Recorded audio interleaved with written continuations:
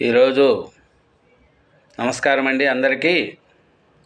ఈరోజు మన రాయలసీమ జిల్లాలలో జరుగుతున్న సర్వే ప్రకారం ఏ పార్టీ ఎన్ని సీట్లు గెలుస్తుంది, ఏ జిల్లాలో ఏ పార్టీకి ఎన్ని సీట్లు వస్తాయనేది చెప్పబోతున్నామండి. నిన్న వర్షాలు బాగా పడినాయండి. చాలా వర్షం పడింది. హైదరాబాద్లో కూడా, విజయవాడలో కూడా భారీ వర్షాలు పడినట్టున్నాయి. కాబట్టి ఎండలు అలాగండే, వర్షాలు అలాగా పడినాయి. దాంతో పంటలు కూడా కొంచెం దెబ్బతిన్నట్టు ఉన్నాయండి పంటలు. ప్లస్ ఇంకోటి, ఇప్పుడు ప్రజెంట్ మన టాపిక్ వస్తేనండి, ఏ జిల్లాలో ఏ పార్టీ ఎన్ని సీట్లు గెలుస్తుంది, ప్రజల నాడి ఎలా ఉంది, ప్రజలు ఎలా అనుకుంటున్నారు అనేది నాకు తెలిసిన ప్రకారం, నా సన్నిహితుల ద్వారా తెలుసుకున్న ప్రకారం నేను చెప్పగలుగుతున్నానండి. ప్రజెంటు ఫస్ట్ కడప అండి. కడపలో జగన్మోహన్ రెడ్డి సొంత ఊరు కడపలో జనాల యొక్క నాడి ఎలా ఉంది అని తెలుసుకోవడానికి నాకు తెలిసిన సమాచారం ప్రకారం కడపలో మొత్తం 10 సీట్లండి. 10 సీట్లలో కడపలో వైఎస్ఆర్సీపీ 7 అసెంబ్లీ సీట్లు గెలుచుకుంటుందండి. 3 వచ్చి టీడీపీ గెలుచుకుంటుందండి. ఇంతకుముందు జరిగిన ఎలక్షన్లలో కడపలో క్లీన్ స్విప్ చేసిన వైఎస్ఆర్సీపీ ఈసారి 7 సీట్లకే పరిమితమైందండి. 3 సీట్లు టీడీపీ బోనీ చేస్తుందండి అని ప్రజల్లో, ఆ జిల్లాలో కొంచెం మార్పు వచ్చిందండి. ఇంకా ఏ జిల్లాలో మార్పు వచ్చిందా లేదా కనుక్కున్నామండి. నెక్స్ట్ చిత్తూరు జిల్లా అండి. ఇది చంద్రబాబు నాయుడు సొంత జిల్లా. ఆ జిల్లాలో ప్రజల యొక్క నాడి ఎలా ఉంది, ఏమి అని తెలుసుకుంటే, చిత్తూరు జిల్లాలో మొత్తం 14 అసెంబ్లీ సీట్లు ఉన్నాయండి. 14 అసెంబ్లీ సీట్లలో తెలుగుదేశం 8 సీట్లు గెలుచుకుంటుందండి. వైఎస్ఆర్సీపీ 6 సీట్లు గెలుచుకుంటుందండి. ఇక్కడ కూడా జనాల్లో మార్పు వచ్చిందండి. 8, 6, 14 సీట్లలో అలా ఉందండి. ఇక్కడ కూడా ప్రజల్లో కొంచెం మార్పు వచ్చిందండి. ఎలా మార్పు వచ్చిందంటే, జనాలలో సరిగా ఒక డెవలప్మెంట్ లేదండి. ప్రజల్లో మార్పు రావాలి అనే ఉద్దేశంతోనే ప్రజలు మార్పు కోరుకుంటున్నారు. ఎందుకంటే ఏపీలో డెవలప్మెంట్ లేదు. ఫస్ట్ డెవలప్మెంట్ ఎంత పెట్టినామని కాదు, చదువుకున్న పిల్లోనికి ఉద్యోగం వస్తుందా లేదా, ఎక్కడ చదువుకొని ఎక్కడ పోవాలి. ఆంధ్రప్రదేశ్లో చదివి హైదరాబాద్కు, చెన్నైకి, బెంగళూరుకి వెళ్ళాలన్నా ఆంధ్రప్రదేశ్ డెవలప్మెంట్ కావద్దా? చదువుకున్న పిల్లలకి అక్కడ జాబులు రాకూడదా? ఐటీ రంగాన్ని కానీ, పారిశ్రామికంగా కానీ కంపెనీలు తెచ్చి అక్కడ చదువుకున్న పిల్లలకు ఎందుకు మీరు బయట పంపిస్తున్నారు? ఇదేనండి ప్రజలు. నెక్స్ట్ ఇప్పుడు జగన్కు ఇదే జరిగింది. నెక్స్ట్ చంద్రబాబు నాయుడు వచ్చినా డెవలప్ చేయకపోతే ప్రజల్లో మళ్ళీ ఇదే వస్తుంది. కాబట్టి ఎవరైనా సరే చదువుకున్న పిల్లలకు, ఏ రాష్ట్రంలో చదువుకున్న పిల్లలకు ఆ రాష్ట్రంలో ఉద్యోగాలు వచ్చేట్టుగా చేయండి. ఒక ప్రాంతం నుంచి ఇంకో ప్రాంతానికి వలసపోవాల్సిన కరం ఎందుకండి? చెప్పండి. మీరు అట్లే పోతున్నారా? మీరు ఆ ప్రాంతంలో పుట్టి ఆ ప్రాంతంలోని ఎమ్మెల్యేగా, ఎంపీగా నిలబడుతున్నారు కదా. పక్క రాష్ట్రానికి పోయి నిలబడుతున్నారా? నిలబడట్లేదు కదా. మళ్ళీ చదువుకున్న పిల్లలు, పేద పిల్లలు పోయి ఏరే ప్రాంతాలకు ఎందుకు పోయి ఉద్యోగాలు చేసుకోవాలి? మీరు పోయి పక్క రాష్ట్రంలో నిలబడతారా? లేదు, మీకు సొంతూరు కావాలి. కానీ చదువుకున్న పిల్లలకేమో బయట స్టేట్లకు వెళ్ళి జాబులు చేసుకోవాలనా? ఎందుకు డెవలప్మెంట్ చేయరు? ఆంధ్రప్రదేశ్ని ఎందుకు డెవలప్మెంట్ కాదు?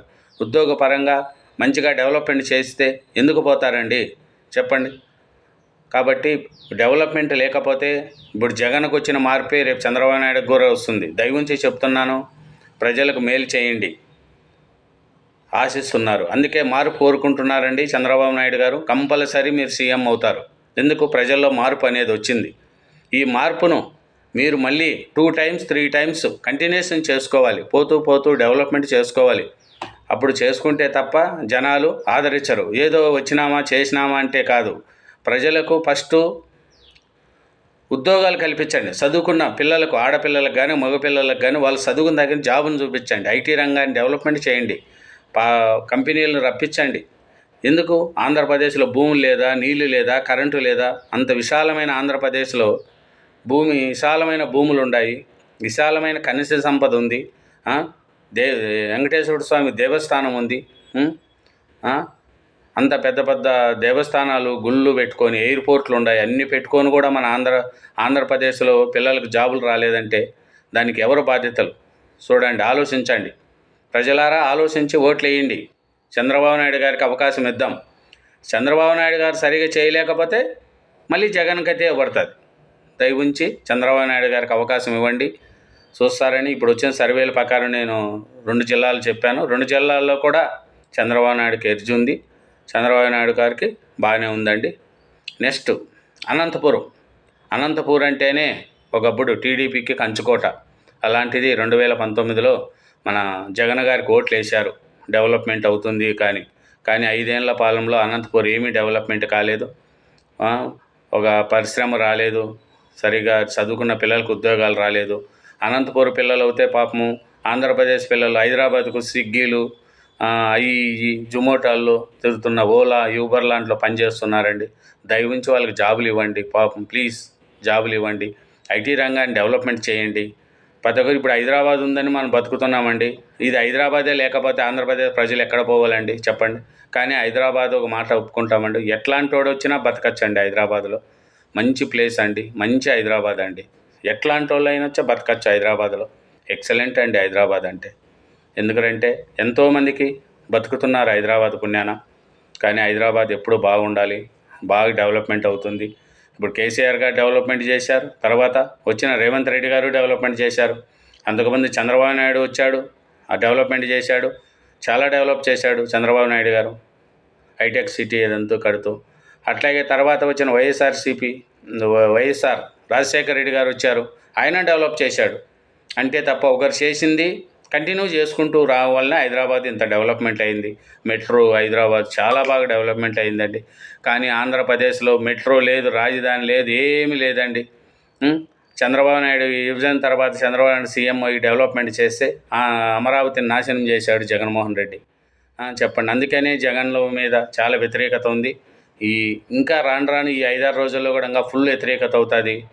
ఇంకా తారుమారై చంద్రబాబు నాయుడు గారికి అనుకూలంగా వచ్చేట్టుగా ఉందండి. అనంతపూర్ చూసుకుంటే 8 సీట్లు టీడీపీకి వస్తాయండి, 5 సీట్లు వైఎస్ఆర్సీపీకి వస్తాయండి, 1 సీటు కాంగ్రెస్కి వస్తుందండి. అది ఉన్న పరిస్థితేనండి. అనంతపూర్లో కూడా చంద్రబాబు నాయుడు గారికి మంచి ఉందండి. అనంతపూర్ అయితే బాగానే వచ్చిందండి. కాబట్టి మంచిగా ఇప్పుడు ప్రస్తుతానికి చూస్తే చంద్రబాబు నాయుడు గారు సీఎం అయ్యే అవకాశాలు మెండుగా కనిపిస్తున్నాయండి. నెక్స్ట్ లాస్ట్ జిల్లా రాయలసీమ జిల్లాలో కర్నూలు అండి. కర్నూలు జిల్లాలో వైఎస్ఆర్సీపీకి కొంచెం ఎడ్జ్ కనిపిస్తుందండి.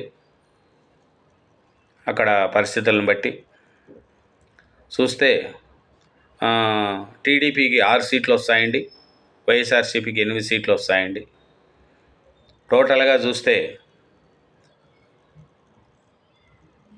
తెలుగుదేశానికి అంటే ఎన్డీఏ దానికి ఇప్పుడు చెప్పిన తెలుగుదేశం అంటే ఎన్డీఏ కూటమికి వచ్చిన సీట్లు ఎన్డీఏ టోటల్గా అట్లా లెక్కేసుకోవాలి. ఎన్డీఏ కూటమికి ఎడ్జి ఎక్కువ ఉందండి, వైఎస్ఆర్సీపీకి ఎడ్జి తగ్గిందండి. ఈ రాయలసీమ జిల్లాల్లోనే ఇంత ఉందండి.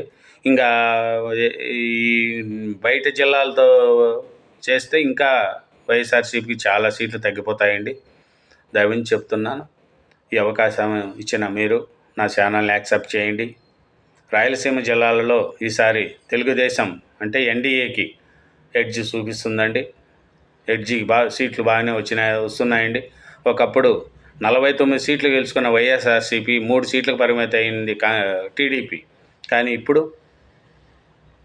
అట్లాంటిది ఎన్డీఏది కొంచెం పుంజుకునిందండి, పర్వాలేదు, సీట్లు బాగానే ఎగబడినాయి. నెక్స్ట్ ఇంకా గుంటూరు కృష్ణా ఆ సైడ్ అయితే ఇంకా ఎన్డీఏకే ఎక్కువ మొగ్గు చూపిస్తుంది. ఎందుకంటే గుంటూరు కృష్ణా జిల్లా అంతా రాయలసీమ, ఇది అమరావతి పరివాహక ప్రాంతం అండి. అమరావతి వల్ల ఆ పక్కంతా దెబ్బతిని రైతులు వాళ్ళు ఘోరం అనుభవించారండి. నాకు తెలిసి అయితే గుంటూరు కృష్ణా జిల్లా క్లీన్ షిప్ అవుతుంది హైట్గా ఉండదండి ఎన్డీఏ కూటమికి. దాని నుంచి మిగతాటి రేపు తెలుసుకున్నామండి. నా ఛానల్ని యాక్సెప్ట్ చేయండి అండి. Okay, thank you.